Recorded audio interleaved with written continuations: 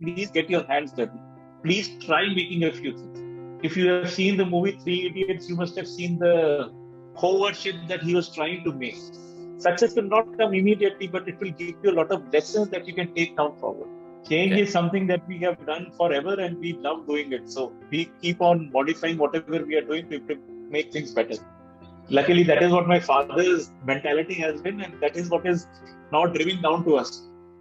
It is never a good time to do anything. There will always be something or the other which is occupying your mental or your personal space. But if you have an idea, you have to work on. You make a decision and then you make it right. There is nothing called as right decision.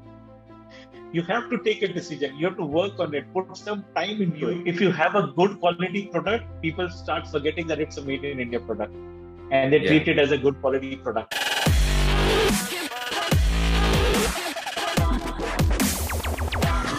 For the future generation, we are going to do a big deal of favor. I have traveled to more than 20 countries across 4 continents in the world.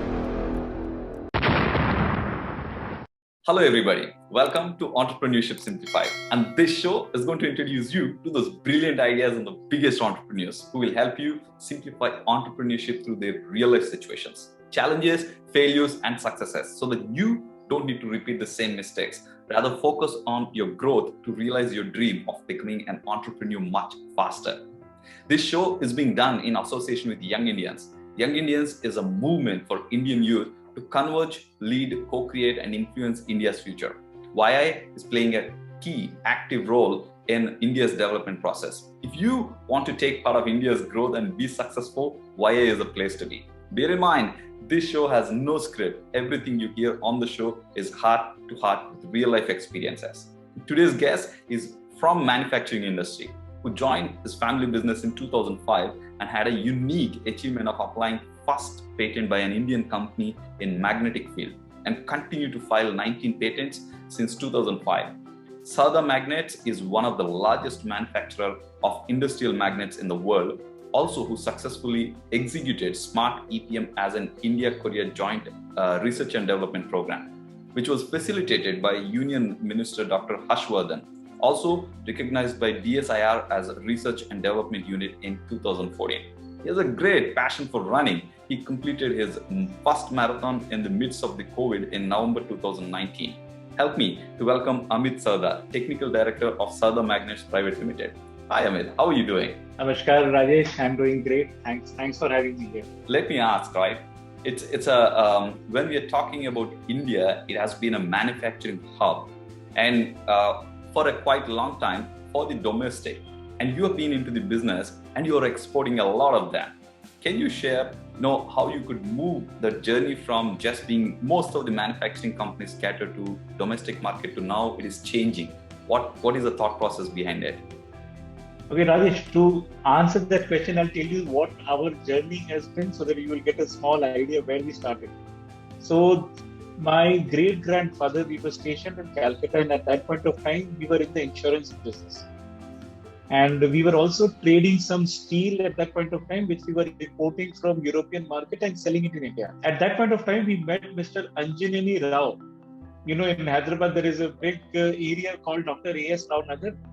He's that person. We had an interaction with him and he said that why don't you get into manufacturing of magnets? This is something which is new and this is something that India is importing 100%. There are no manufacturers for this in India today. With that idea, we started approaching to get a license for manufacturing of raw magnets. Unfortunately, we never got that license, but the idea was stuck in my great-grandfather's mind somewhere. That services can only support so much. You know, manufacturing is the place to be, and this is 1950s, late 50s. So 1958 is where we formed this company where we decided that we want to manufacture industrial magnets. So when I talk about industrial magnets, magnet is a raw material that you buy and we would make something with it. We would make assembly with it, we'll make something else with it. With that idea, we started, and primarily our core focus at that point of time was to become an import substitute. Things that were being imported by the Indian governments, Indian companies like BHEL or DRDO, we were a substitute to them. Over a period of time, now we have changed that. We became import substitutes first. Then we started exporting products where we brand the product as a European product and sell it to the world market. 2005 was very unique for us because till then we were just copying the European companies. 2005 we really had our first breakthrough idea. Things that was not obvious for everybody. When you talk about patents and ideas, it is just an idea. How you do it, which way you use is very different. The whole concept is, what is the idea? We just came across our first idea and it just changed us completely. From a small player in the market, we have become now the largest exporter of magnets in Asia. Wow. And we are competing with the best in the world. And this all started with a very simple idea that we want to remove import of products. We wanted to do, what should I call it? Import substitution is where it all started. And today it has become a complete business.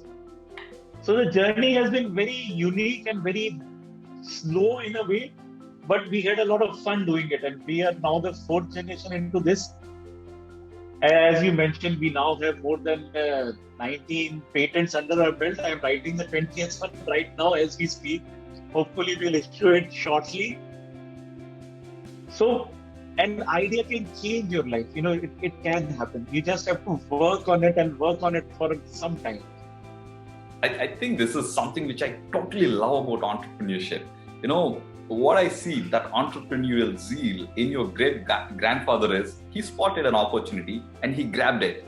And I mean, you may put it with your humbleness saying that, it's a simple idea, but yes, it is a simple idea, but somebody took it so seriously, they built the whole company around it. And, I think it's another question I would really want to put in is, now, when you're talking about the patents, and then you said also for a very long time you've been manufacturing, just copying it. I would like to ask, what was the inspiration behind it? I'm sure there must be a lot of conversations, before going into it. Yeah, I think it's time for our product to be there, right? What was the thought process or the conversation around? Started our journey as an import substitute, and slowly and steadily we gained a lot of popularity in India. But unfortunately, in the world market, we were not recognized and not, Indian companies were not looked at with great light for a very long time, especially in the manufacturing side. They were not looked with great sights. So I think this is 2004, 2003 or 2004. My uncle and my father, they were traveling through Europe on a U-Rail. Should have been 8:30 in the night, and they were just sitting and gossiping. Okay, what is the next thing that we can do? Because we were visiting our clients in Europe and we were trying to figure out what next can be done. And my father has a great habit of always carrying a piece of paper and a pen. And he sketches a lot. So he started sketching ideas. Okay, this is what we can do. This is what we can do. Can I do this? Can I do this? Can I do this? And suddenly it clicked. 10 o'clock in the night, which means it was 2:30 in the morning for me here. My father calls me up that, Amit, this is the idea. This is the sketch. Can you make a drawing and give it back to me in 3 hours time? So I took that sketch, understood none of it, but I made a concept and I sent it across. And we started thinking about it. By the time these guys came back to India, we already had a prototype design in our mind that this is what we want to try out with. And we'll see what happens. The first prototype that we actually made was a success. And that gave us a lot of confidence boost that, okay, it can work this way. And the second obvious question we start is that why has anybody not thought about it? If I can do it in 2 hours with a piece of paper and a pencil, people have been working it for generations. Why did they not do it? And we are, no, sometimes the obvious things are very unobvious to a lot of people. It just clicked. We made our first prototype, we experimented, we did some testing, and we realized the thing works. And that was a eureka moment. Okay, it works. So then we made a complete product, made a catalog, distributed it with our own branding. Till date, we have never promoted our own brand. We started promoting, okay, this is a Sardan magnet product. This is our patent. It is made in India. Please look at the product. And in our machine tool line, there is a very big exhibition called IMTEX that happens in India. an EMO that happens in Hanover or Milan, depending on which year it happens in Europe. We went there with our prototype. And that is where we got a lot of attention. A lot of things came into perspective. A lot of companies started approaching us. They're okay, can you do this? Can you do this? And see, everything has come from very simple ideas, very simple feedbacks that we have taken from our clients. And we are very blessed in that way that we always get inputs from people and we try to implement them if something turns out. Some of them click, some of them don't, but you always learn. Yes. So we started promoting ourselves. We started promoting ourselves with Sarda Magnet. This is what we do. And the world started recognizing us. Because if you have a good quality product, people start forgetting that it's a made in India product. And they treat it as a good quality product. I want to ask, right? The speed of action as I see it, from 2004 to 2005, you're already there. Now, I want to ask, as an entrepreneur, how important it is to take that action at a super speed, or how did it impact your business? See, Rajesh, what I believe is, if you have an idea, you have to work on it. It is never a good time to do anything. There will always be something or the other which is occupying your mental or your personal space. But if you have an idea, you have to work on it. Otherwise, it's a criminal waste of talent.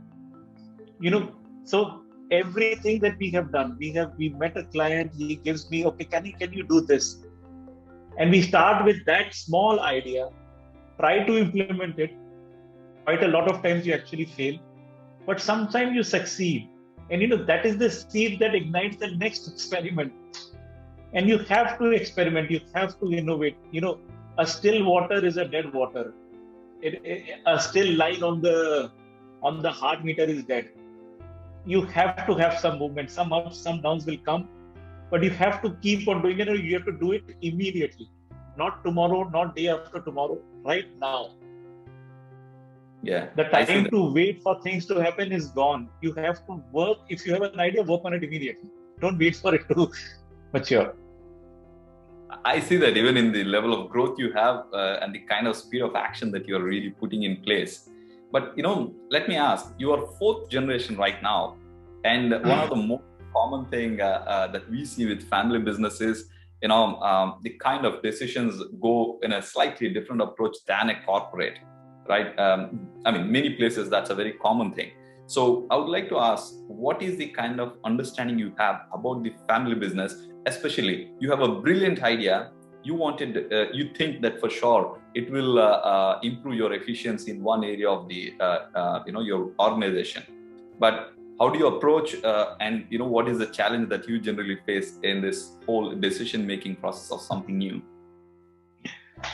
Rajesh, change is always difficult, but we have been extremely blessed. I was extremely blessed because my father never thought about me or us as not equal. I'll give you a story so that we relate to what I'm trying to say. 2005, I joined my company sometime in March. In December, we were going to Kolhapur to meet a client. That was my first customer visit as a magnet guy.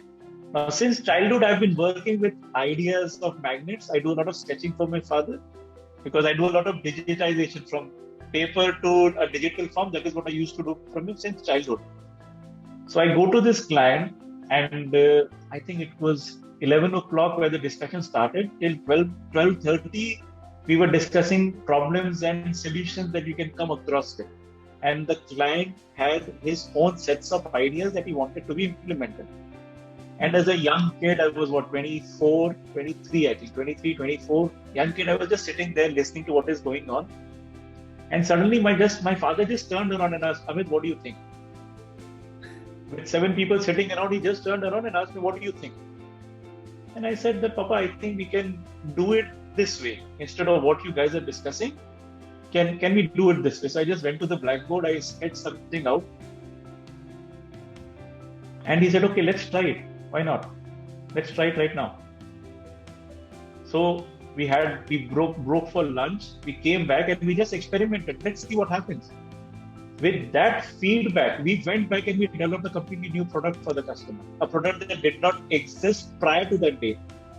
Okay, it went through a lot of iterations, a lot of changes happened. The client also helped us a lot, but it started with a very simple idea. That can I try this instead of what you were doing? Can we try it this way? And it just completely changed. And we actually have that product still on our website and catalog prominently displayed. So, okay, this is the kind of unique solution which can be done. Means that's actually, the family business has acted as a huge strength for you in building the confidence, especially in the earlier career. Earlier and future also, we have a business discussion, I would say every quarter, where we sit down and we decide what we want to do next.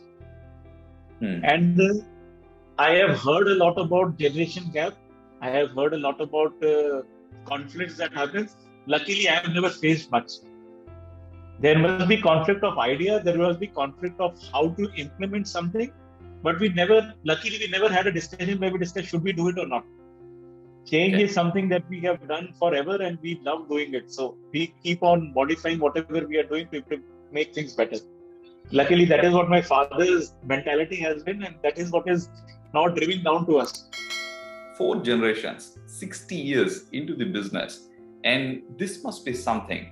What could be that, in your opinion, what could be the success ingredient, or maybe if it is more than one, to really sustain a business for that long and going forward for 100 years, you may hit soon?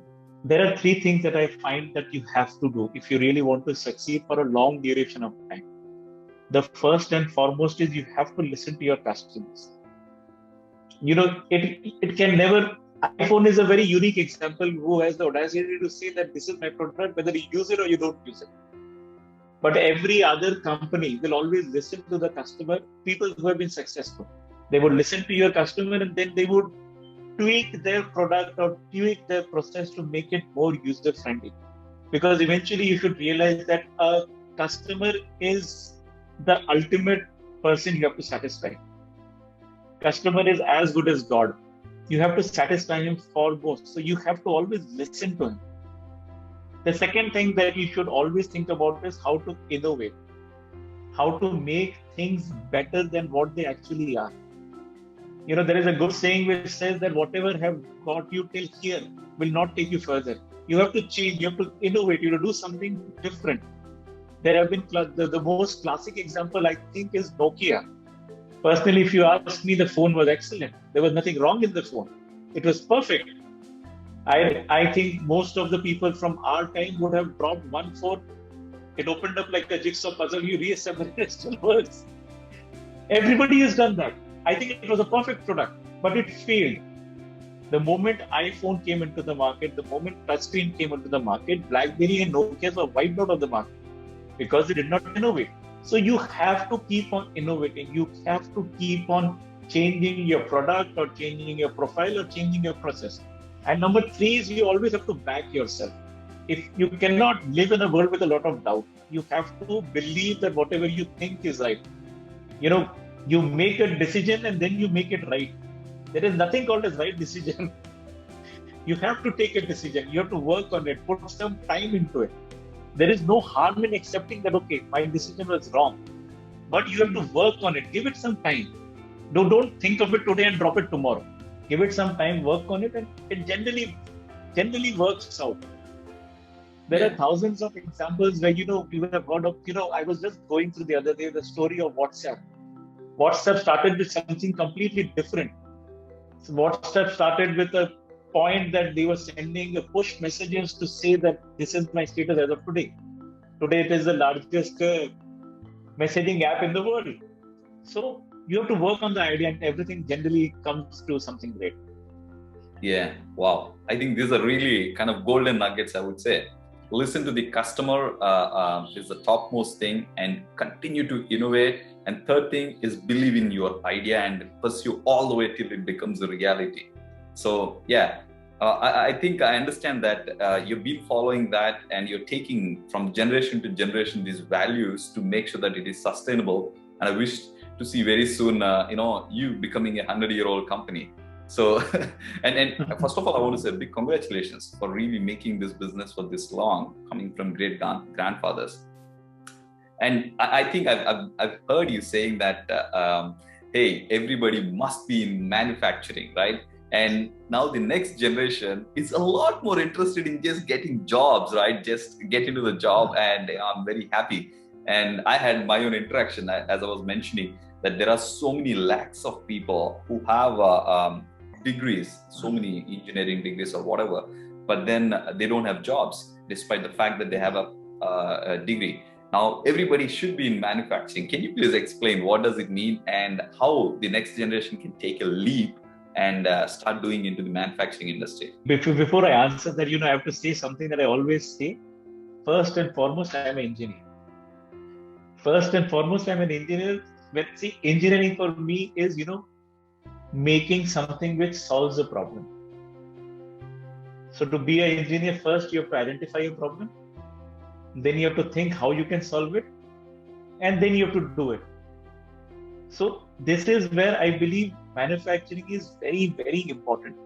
Because a manufacturer looks at world problems. Think of any invention that has ever happened for the last 400 years has always come from the manufacturing side. And if you look at the world pyramid, I would say manufacturing is sitting absolutely at the bottom. It is the pillar on which everything else is stand. Every service industry, every app that you think of eventually is there because the pillar is strong. If the manufacturing clumbles, everything will start falling down. Why I say that manufacturing, everybody should do it, because you have to do it with your hand. You have to do it physically. If you are trying to make a shape, if you are trying to make something, you have to sit down, design it, and actually do it. It gives you a lot of perspective, and personally, it gives me a lot of ownership that this is what I have done. The first product that I ever made is still lying in my factory, in my office as a centerpiece. This is the first thing I've ever done. There is no bigger pride than that. When we were children, we used to make paintings and keep it on our wall. If I look back in time, and I think the paintings were not very good. They were extremely mediocre most of the time. It was extremely simple thing. But why did we keep it? We kept it because it was ours, something that we have done. Same way, I think manufacturing is what is supporting everything else. If you are thinking of going from point A to point B, you need a car that is running on something that is being manufactured.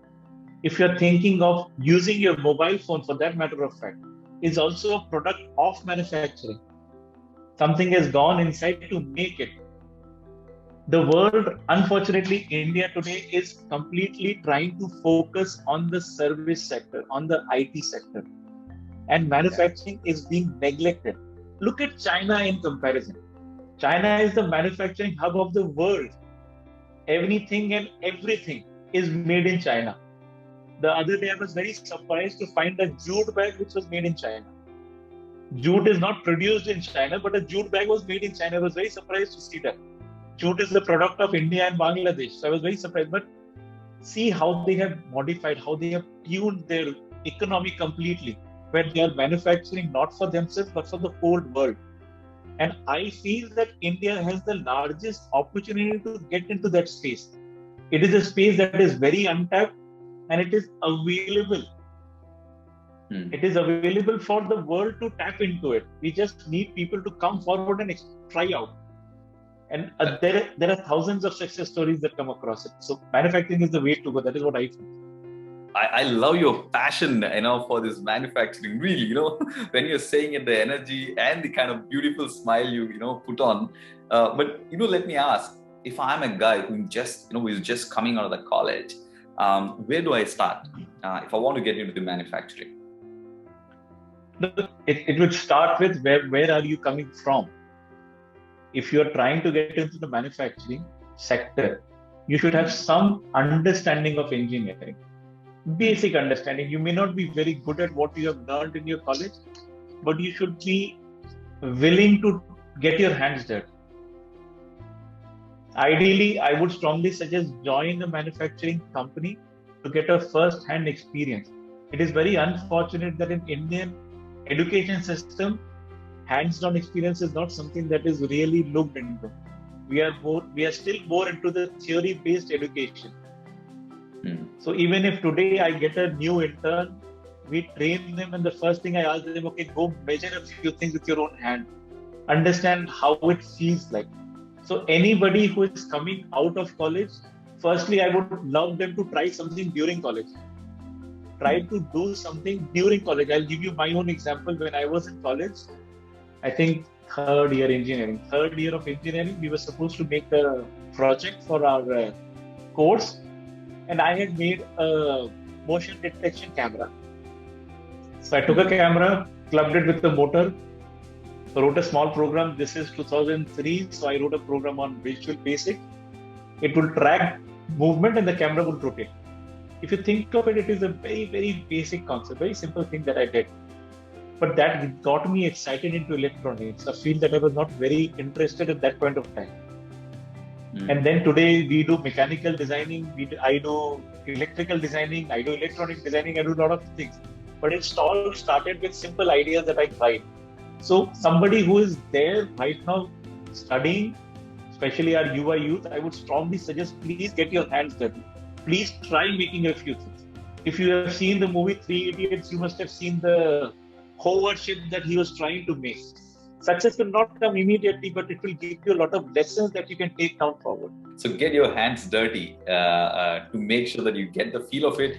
You may never know what can motivate you, and it might become your career, entrepreneurship, or whatever it can take. It can take a shape, because once you start getting more clarity, this is really amazing. So yeah, Amit, I think before we really conclude this conversation, is there any final advice you have for the current generation youth? See, final advice, I would strongly suggest the youth should go through a Japanese concept called Ikigai. I think I'm pronouncing it wrong. Ikigai. And the best part that I loved about it is that, it talks about your passion. So let me just brief on what Ikigai is in my words, and the way I understood it. Ikigai says that, you should try to figure out, number one, what you are good at. Number two, what you love to do. Number three, what the world needs. And number four, who is willing to pay for it. I'll repeat, what you love to do, what you are good at, what the world needs, and what the world is willing to pay for it.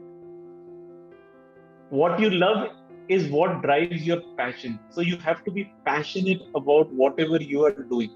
If you don't have passion, you would not realize what you are doing. So get your passion right. Right now, I'm passionate about running. Last year I ran 1,600 kilometers on my foot during COVID time. Oh my God, that is a lot. So get your passion right, and then everything will start falling in place. Figure out what you love. Getting a job is not the ultimate goal. The ultimate goal in life is to be happy. It is not to have a Lamborghini. It is to have the pleasure of sitting and enjoying what you actually have. So figure out what you like, figure out your passion and work on it. Life is beautiful that way. Yeah, absolutely. I think these points are really very important. And many times I feel that I was never knowing about something like this, and in the age when I was jumping into my career. But yeah, these are really very, very important. And what I would like to say, Amit, is a big thanks to you for being part of the show and sharing all your real life experiences, and at the same time your entrepreneurial journey. And for the audience, if you have not yet liked or subscribed, make sure to hit the subscribe button, and also make sure to share with every single person out there where this message can make an impact in their life. But otherwise, me and Amit, we say thank you so much for joining in this video, and we say thank you and bye-bye. Thank you guys. Bye.